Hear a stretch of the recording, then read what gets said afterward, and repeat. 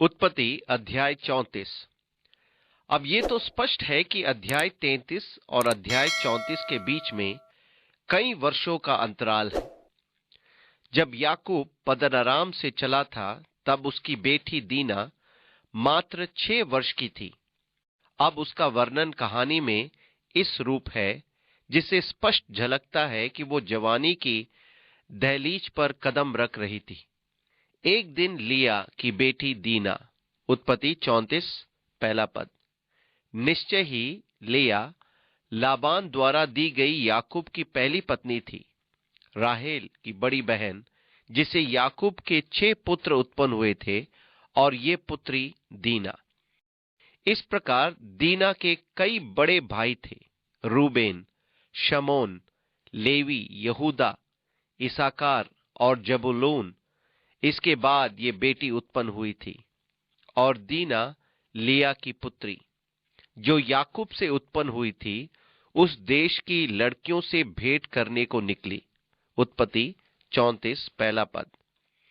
वैसे तो दीना छोटी थी, फिर भी यदि हिसाब लगाया जाए तो वो किशोर अवस्था में पांव रख चुकी थी। उसने सोचा, क्यों ना शकेम में जाकर कुछ सहेलियों और लड़कियों से दोस्ती बनाई जाए। उन्हें शकेम में रहते हुए काफी दिन बीत चुके थे और तब जब वो गई तब उस देश के प्रधान हित्वी हामोर के पुत्र शकेम ने उसे देखा और उसे ले जाकर उसके साथ कुकर्म करके उसको भ्रष्ट कर डाला। तब उसका मन याकूब की बेटी से लग गया और उसने उस कन्या से प्रेम की बातें की और उसे प्रेम करने लगा।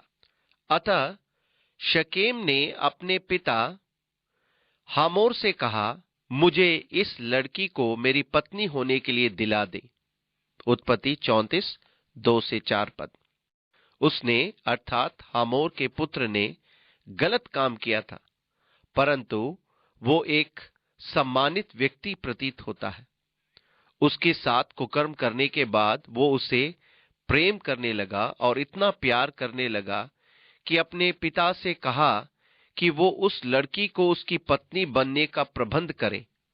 और याकूब ने सुना कि शकेम ने मेरी बेटी दीना को अशुद्ध कर डाला है, पर उसके पुत्र उस समय पशुओं के संग मैदान में थे, सो वो उनके आने तक चुप रहा। और शकेम का पिता हामोर निकलकर याकूब से बातचीत करने के लिए उसके पास गया।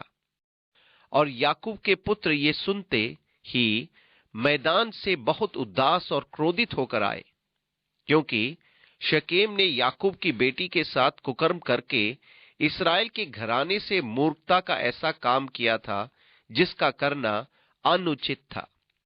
हामोर ने उन सब से कहा, मेरा पुत्र शकेम का मन तुम्हारी बेटी पर बहुत लगा है, सो उसे उसकी पत्नी होने के लिए उसको दे दो और हमारे साथ ब्याह किया करो।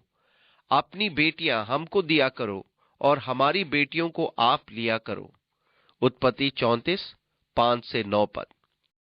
यहां याकूब की एक नहीं पर अन्य पुत्रियां भी रही होगी, क्योंकि हामोर ने कहा, अपनी बेटियां हमको दिया करो, हमारे संग बसे रहो, और ये देश तुम्हारे सामने पड़ा है, इसमें रहकर लेन देन करो और इसकी भूमि को अपने लिए ले लो। शकेम ने भी दीना के पिता और भाइयों से कहा, यदि मुझ पर तुम लोगों का अनुग्रह की दृष्टि हो तो जो कुछ तुम मुझसे कहो सो वो मैं दूंगा। तुम मुझसे कितना भी मूल्य या बदला क्यों न मांगो, तो भी मैं तुम्हारे कहे के अनुसार दूंगा, परंतु उस कन्या को पत्नी होने के लिए मुझे दो। तब ये सोचकर कि शकेम ने हमारी बहन दीना को अशुद्ध किया है, याकूब के पुत्रों ने शकेम और उसके पिता हामोर को छल के साथ उत्तर दिया कि हम ऐसा काम नहीं कर सकते कि किसी खतना रहित पुरुष को अपनी बहन दे, क्योंकि इससे हमारी नामधराई होगी। इस बात पर तो हम तुम्हारी मान लेंगे कि हमारी नाई तुम में से हर एक पुरुष का खतना किया जाए, तब हम अपनी बेटियां तुम्हें ब्याह में देंगे और तुम्हारी बेटियां ब्याह लेंगे और तुम्हारे संग बसे भी रहेंगे और हम दोनों एक ही समुदाय के मनुष्य हो जाएंगे। पर यदि तुम हमारी बात न मानकर अपना खतना न कराओगे तो हम अपनी लड़की लेकर यहां से चले जाएंगे। उनकी इस बात पर हामोर और उसके पुत्र शेकेम प्रसन्न हुए, और वो जवान जो याकूब की बेटी को बहुत चाहता था, इस काम को करने में उसने विलंब न किया। वो अपने पिता के सारे घराने में अधिक प्रतिष्ठित था। सो हामोर और उसका पुत्र शकेम अपने नगर के फाटक के निकट जाकर नगरवासियों को ये समझाने लगा कि वे मनुष्य हमारे संग मेल से रहना चाहते हैं, सो उन्हें इस देश में रह के लेन देन करने दो। देखो, ये देश उनके लिए भी बहुत है। फिर हम लोग उनकी बेटियों को ब्याह लें और अपनी बेटियों को उन्हें दिया करें। वे लोग केवल इस बात पर हमारे संग रहने और एक ही समुदाय के मनुष्य हो जाने को प्रसन्न है कि उनकी नाई हमारे सब पुरुषों का भी खतना किया जाए। क्या उनकी भेड़ बकरियां और गाय बैल वरन उनके सारे पशु और धन संपत्ति हमारी न हो जाएगी? इतना ही करें कि हम लोग उनकी बात मान ले तो वे हमारे संग रहेंगे। सो जितने उस नगर के फाटक से निकलते थे, उन सबों ने हामोर की और उसके पुत्र शकेम की बात मानी, और हर एक पुरुष का खतना किया गया जितने उस नगर के फाटक से निकलते थे। तीसरे दिन जब वे लोग पीड़ित पड़े थे, तब ऐसा हुआ कि शिमोन और लेवी नामक याकूब के दो पुत्रों ने, जो दीना के भाई थे, अपनी अपनी तलवार ले उस नगर में निधड़क घुसकर सब पुरुषों को घात किया, और हामोर और उसके पुत्र शकेम को उन्होंने तलवार से मार डाला, और दीना को शकेम के घर से निकाल ले आए। और याकूब के पुत्रों ने घात कर डालने पर भी चढ़कर नगर को इसलिए लूट लिया कि उसमें उनकी बहन अशुद्ध की गई थी। उन्होंने भेड़ बकरी और गाय बैल और गधे और नगर और मैदान में जितना धन था ले लिया। उस सब को और उनके बाल बच्चों और स्त्रियों को भी हर ले गए, वरन घर घर में जो कुछ था उसको भी उन्होंने लूट लिया। तब याकूब ने शिमोन और लेवी से कहा, तुमने जो इस देश के निवासी कनानियों और परिज्जियों के मन में मेरी ओर घृणा उत्पन्न कराई है, इससे तुमने मुझे संकट में डाला है, क्योंकि मेरे साथ तो थोड़े ही लोग हैं। सो अब वे इकट्ठे होकर मुझ पर चढ़ेंगे और मुझे मार डालेंगे, सो मैं अपने घराने समेत नष्ट हो जाऊंगा। उन्होंने कहा, क्या वो हमारी बहन के साथ वेश्या की नाई बर्ताव करे? उत्पत्ति 34:10-31 पर। अब पुनः हम ध्यान देते हैं कि याकूब के पुत्र छल पूर्वक कार्य कर रहे थे। ये एक दिलचस्प बात है। मनुष्य जो कुछ बोता है वही काटेगा। गलातियों 6:7। याकूब अपने पिता को छलने का दोषी था। आशीर्वाद पाने में उसने अपने पिता को धोखा दिया था। तब फिर उसके मामा लाबान द्वारा उसे छला गया, और अब वो अपने पुत्रों का छलपूर्ण कार्य देखता है कि किस प्रकार से उन्होंने हमारे और उसके पुत्र से छल पूर्वक बातें की। खतने का प्रस्ताव इसलिए रखा था कि जब सब पुरुष पीड़ित अवस्था में बिस्तर पर पड़े होंगे तो वे सब पुरुषों को मार डालेंगे और अपनी बहन का बदला ले लेंगे। और उन्होंने उनको अपनी बातों के जाल में फंसाकर आखिरकार उस नगर के सारे पुरुषों को तलवार से घात किया। याकूब के पुत्रों ने ये निंदात्मक कार्य किया था। यहां परमेश्वर वास्तव में स्पष्ट दिखा रहा है कि जितने लोग को उसने चुना वे किसी भी तरह से सिद्ध लोग नहीं थे। शिमोन और लेवी की करनी का न्याय तो उन्हें बाद में मिला ही।